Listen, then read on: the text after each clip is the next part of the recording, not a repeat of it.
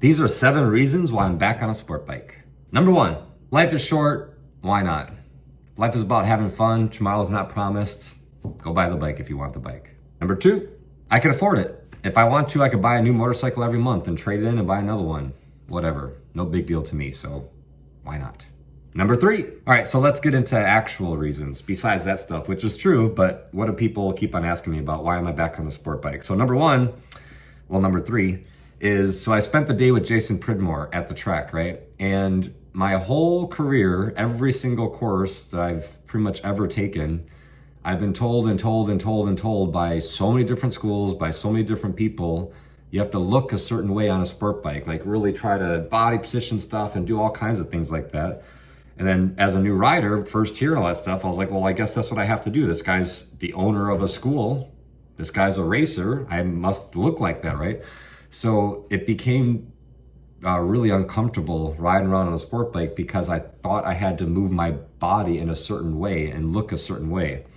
And then I got caught up in the whole thing, especially as a new rider, of actually trying to look like that. And so we come full circle. So I went with Pridmore, 2-time champ. He's a commentator on Motor America. He'll jump on a stock ZX10R with like slicks or whatever and do like 145s or some crazy speed. He took a passenger at Chuckwalla and did 153. And the passenger was moving off a little bit, but he is upright with his upper body, moves his butt off a little bit, 153 with the passenger. So he really proved more than anybody I've ever talked to, went to any school I've ever taken ever. He'll jump on a bike and do 155s, and it just looks like he's going to the store. He moves his body off a little bit, but his upper body is upright, relaxed, head looking up through the turns. So I was like, wow, you can ride at a 155 pace at Chuckwalla, which is really fast, and just look like you're going to the store. You could do 153 with the passenger. Okay, well, obviously you don't need to be trying to put, like, there's an article that he wrote a long time ago and I love it. Every time I come across it, I read it more. The more I understand, the more I practice, then the more I understand it and everything. So it's like, this sport is divided up into 2 things, speed and lean angle. If you're not going fast enough, right, to really generate enough lean angle, well, why are you hanging off the bike if you only have 30 degrees? It doesn't make any damn sense. So watching him ride, talking to him for those 10 hours, I spent a private day with him, was absolutely amazing. I learned a whole lot of stuff, and I'm continuing to learn because we keep on texting back and forth and calling each other. So it's freaking awesome. I absolutely love it, right? And so today I went to the mountain with my buddy following me, and that's all I was just practicing, just move my butt off a little bit and keep my upper body loose, relaxed, looking up to where I want to go. And it was totally fine, riding at a pace which was comfortable, but not boring, slow. And I'm going to the track next week on the bike as well. So that's gonna be fun to really open it up and everything. Plus, so there's the reason, hanging out with Pridmore. Plus he's 55 years old. He rides sport bikes and he's not trying to put his head below the handlebars. So it like gave me hope, like, you know what, maybe I can ride sport bikes. He obviously doesn't have to be hanging off the bike dramatically really far and trying to look GP or whatever the hell. And look how fast he is. And I don't know anybody in any other school that could do 153s with a passenger at Chuckwalla, or 150s on a stock ZX10R with Q4 tires. And there's a video of Jason Pridmore following Corey Alexander at Chuckwalla Raceway. It's on YouTube. It's on Corey Alexander's YouTube page. 151 at Chuckwalla on stock ZX10Rs with Q4 tires. Amazing, right? So it gave me hope, and sure enough. So that's one of the reasons. The second main reason, number 4, is I went to the track with him. When I did that private day with him, I was on my XR, okay? So even with body position, hanging off the bike, going through the corners, my foot pegs are scraping both sides. So I'm pretty much maxing out the bike's lean angle. I can't go quicker through the turn because that would require more lean angle. And I'm already hanging off, dragging knee. I can't hang off anymore to not drag knee, right? So my foot pegs are scraping. So I'm pretty much maxing out the bike's potential of how quickly I could go through these corners on the XR. Sport touring bike, softer suspension, lower ground clearance. So Pridmore was like, I'd love to see you on a super sport bike, with some more ground clearance and blah, blah, blah, whatever. I was thinking, either I could get totally new suspension on the XR, get rear sets, take off the center stand, and kind of transform this bike into like what a sport bike already is, or learning this stuff about body position and not being too uncomfortable, just being more comfortable just riding the bike. Like there's nothing dramatic you have to do with your body until you really get some degrees of lean angle going. Got back on the sport bike. So that's the second reason, as I was maxing out the XR. grounding my foot pegs down with body position, dragging knee and foot pegs. So there's not much more I could do. It's like a Harley guy going through a corner and scraping their floorboards the whole time with body position. Like, what else are you supposed to do? You're limited by the ground clearance you have. You can't go quicker through the turn because you're scraping everything, right? So there's those couple things. The last couple of reasons are, when I do my low speed practice every week on Sunday for free for anybody who wants to show up, like 20 people per week, whatever, I don't even ride my bike there. So I drive my Jeep that I won from Gordon Ryan. I drive my Jeep, I bring a blower, I bring water. Mike, my mechanic, comes and he brings snacks and whatever, and I have a broom, and I have all the cones, and I have a trash bag. So there's no need for me to ride my own bike. I could carry more stuff with me in my Jeep, and I just bring my helmet, gloves, and jacket, and people want me to test ride their bikes and demonstrate that I could do this course on their own bike. So what's the purpose of me trying to carry everything on me on my bike? I don't need to bring my bike to that stuff. I just demonstrate on anybody else's bike because I don't care. I'll do the same thing on anybody's bike that shows up. So there's that. Another reason is I'm not taking passengers anymore. So don't need to have a sport touring bike with the top case and all that crap.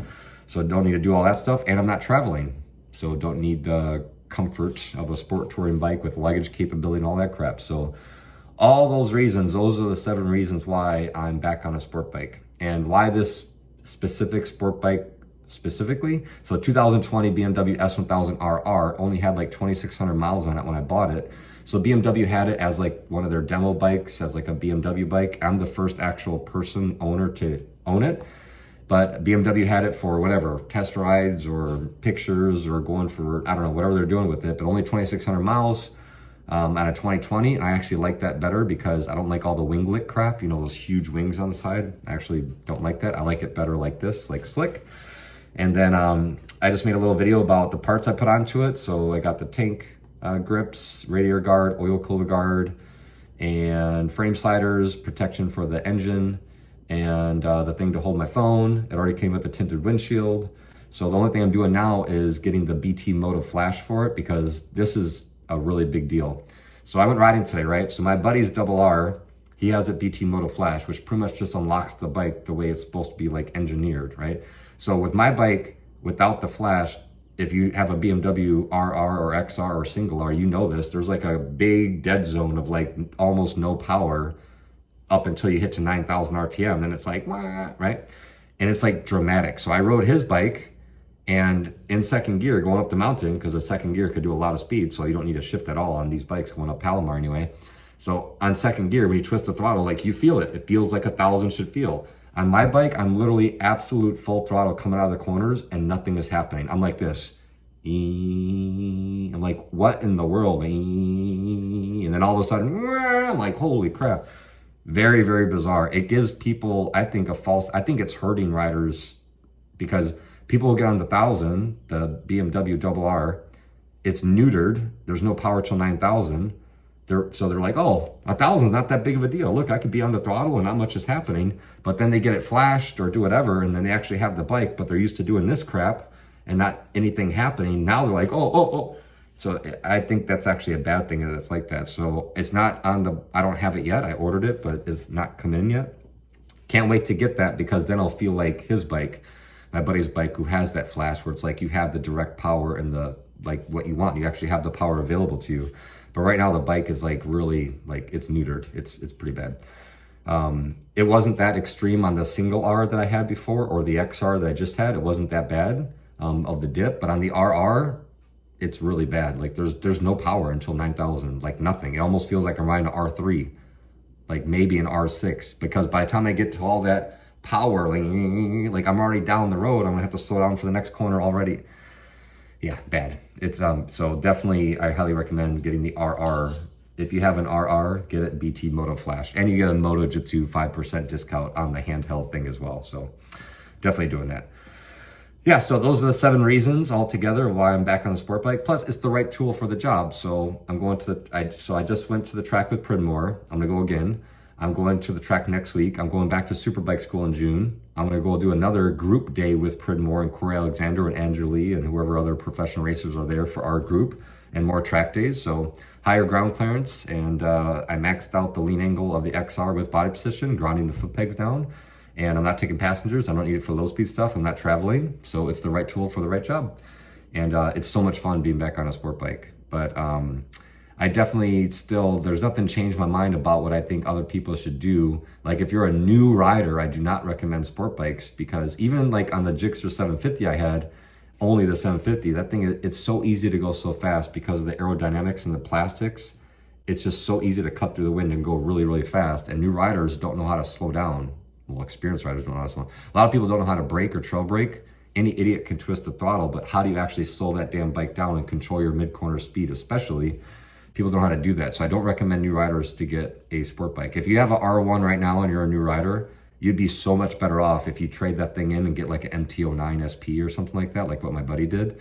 Because now you're upright and you're comfortable, and you can learn without worrying about being on such an aggressive, powerful, fast bike so easily. You can learn on something a little bit more comfortable. And eventually, if you want to go to a sport bike, then great, go for it. But it just has to be the right tool for the job. If you do a lot of commuting and you carry stuff back and forth to work, if you carry passengers, then probably the sport bike won't be for you. But you can still, there's a lot of upright bikes which have a lot of power, luggage capability. And look at the XR. It's an awesome bike.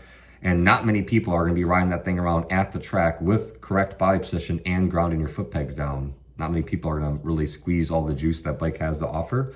So if you have an XR, don't think you have to go buy an RR. You probably don't do any track days, let alone 3 or 4 a year. So don't worry about it, right? You'll be perfectly fine. So just like I always said, learn your main goal. Like my main goal is to learn to be better, learn how to be a better rider. Speed and all that other crap, that all take care of itself, but learn how to be better. Take more courses, ride with people better than you, get feedback, ask to get feedback, get recorded, ask your buddies to record you so you can watch yourself, see your line, analyze yourself, and really go out above and beyond out of your way to seek out knowledge from experts who really know what the hell they're doing, and not just influencers, because any moron can have a camera and talk about something, whatever the hell, and put it up online. And a lot of it is absolute garbage. So, but those are the reasons I'm back on the sport bike. Super excited. It's only been like, I don't know, a week I've been back on it, and I'm like a little kid again. It's a lot of fun. And I can't wait to go to the track next week, and then back to Superbike school, and then back to Premier. So it's a lot of fun. I'm really, really enjoying it. If you have any questions about the bike, like what suspension settings I have on the bike, if you have an RR or whatever else, just let me know. Maybe I'll make an Instagram reel about it, or like a YouTube short. Just let me know if you're curious about the bike or parts I put on the bike or what I'm doing or whatever. So feel free to ask. But those are the reasons I'm back on the bike. And the only reason why I'm making this video, because so many damn people ask me about why am I back on the RR? Why did I get this bike instead of that bike? So it was a 2020, 2,600 miles. I'm the first owner of it, but I got a really freaking good deal on it, right? So a brand new, whatever, Gixxer 1000 or Kawasaki would have been a whole lot more money. So I was like, oh, look at the best bang for the buck. It doesn't have these stupid winglets. It has all the technology, quick shift up and down, riding modes, amazing brakes, suspension adjustment, it's awesome. It has everything, cruise control, heated grips, it's got everything. And I got a really, really good deal on it. So there we go. That's why I got that bike specifically. And I already had a 2022. So now this 2020, pretty much the same exact bike, just different color. But anyway, hopefully that clears up a lot of the questions and confusion about why I'm back on a sport bike. Thanks for watching. Hit subscribe. My app is now updated for Android. You guys can now get it on Android, and the update will come for Apple as well, hopefully within the next week.